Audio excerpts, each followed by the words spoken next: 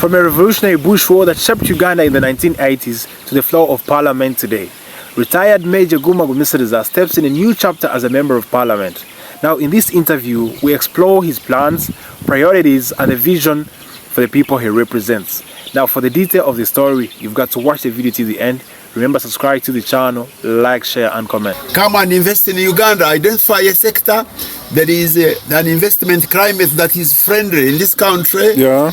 The president has a... I would like to ask about the question of our kids or the youth are working tooth and nail to leave the country to go and work abroad, but you understand that there's not much they get from abroad, but they come back and become a problem to the village. Let me tell you, to go there and start cleaning toilets working as of slaves. foreigners, working as slaves, you have said it, is extremely disappointing. And there is money here in Uganda. True.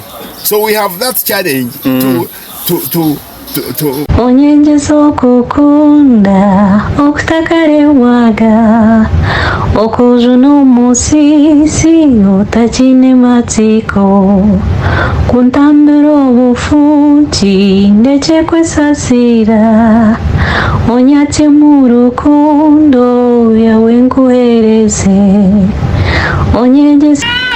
So much fun, guys. Mukama dienkozi yebibi embabazi zawe zonka nazoza kumbasa nyenyesa ninkwetenga niwe ndukwesiga ndi mu byohingurene owuwafereire. What's up guys, welcome to my YouTube channel The Foreigner. I am a foreigner from East Africa, Uganda, and I do vlogs about a lot of stuff, illegal immigration, but today we are deep down in my village and I'm so much honored to host the retired major, the man who rescued our country from dictatorship, from tyranny, from dictatorship, and now he's the member of parliament elect for Uganda North. So guys, today we're gonna talk to him briefly. I was so much blown away, humbled that he gave me a few minutes to talk to him because he's a military general. He's a military guy, but also he's a member of parliament. You cannot easily find him on the street. You cannot easily talk to him, but I'm so much honored and I'm so happy to talk to him. So guys, let's talk to him for a few minutes and then let's see what's going on. How are you, sir? I'm fine, thank you. I'm so happy to host you on my channel. Yeah. So firstly, I would like to ask you to introduce yourself to the people watching you. Well, I'm Major Guma, David Guma. I have been a member of parliament a number of rounds, and I was also part of the constituent assembly that discussed and promulgated the present constitution of this country of Uganda. But I also slept in the bush for some time, and so I'm a military officer, but I retired. I trained in Sandhurst in 1989. Wow. And came back, and I worked with the army for the long period that I did, and then I joined the politics. So my member of parliament, I'm expecting to swear in May this year.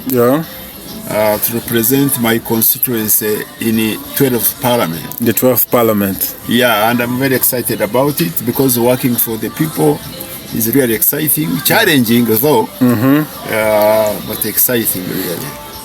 So thank you very much for putting me on the YouTube and greet a few human beings, including Ugandans and other people on the globe. So Major, firstly I want to ask you, what should your constituents or people that voted for you expect for in this coming time? They should expect performance. Not lies. They should expect performance. There are a number of challenges. I have a challenge, first of all, of uniting the people to remove factors that cause disunity.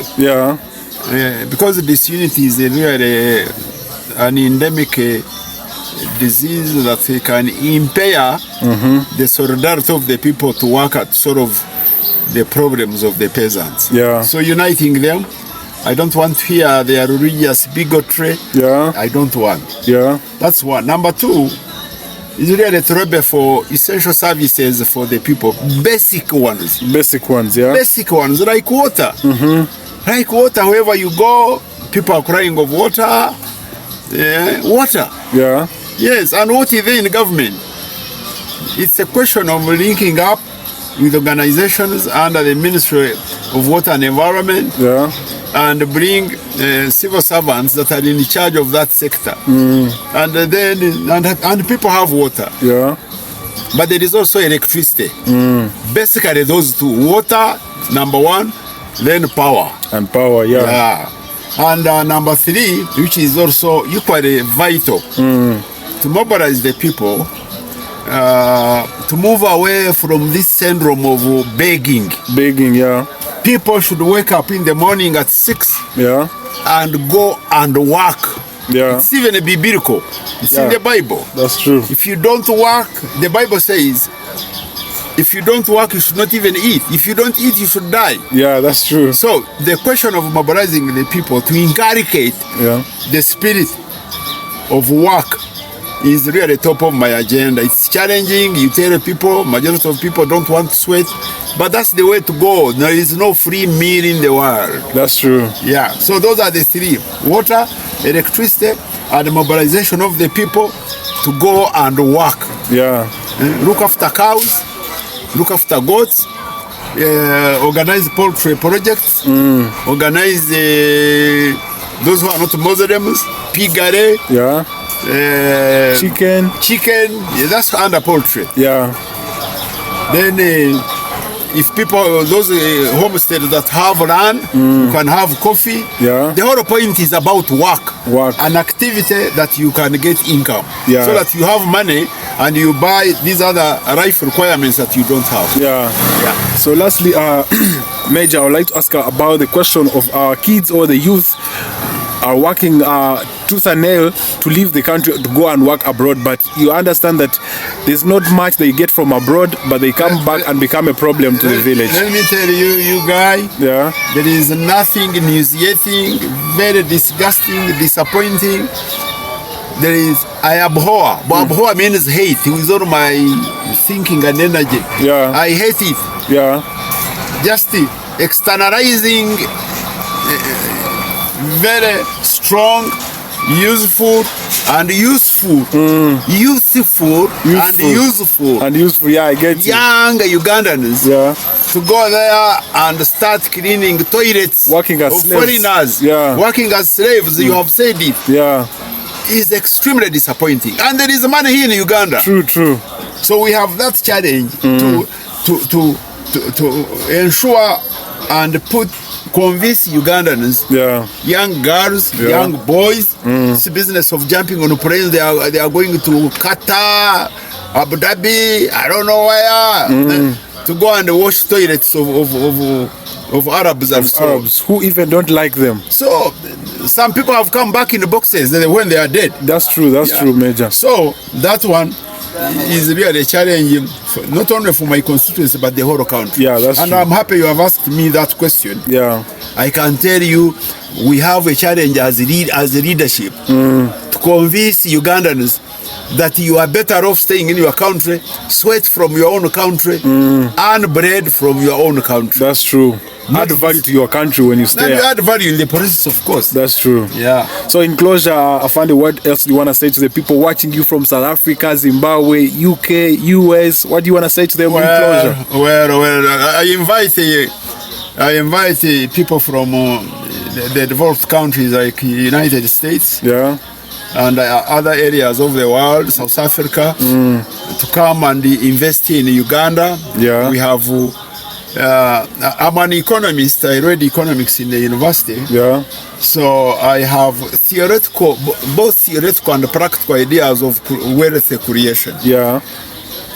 If you have money to invest, this country is the best in Africa. Yeah, that's true. It is the best to invest your money here, whether in tourism, whether in agriculture, whether in trade. Yeah. There is still a profit margin that is much higher than the Asian continent and the United States and Europe. So those of you who have capital, come and invest in Uganda. Identify a sector.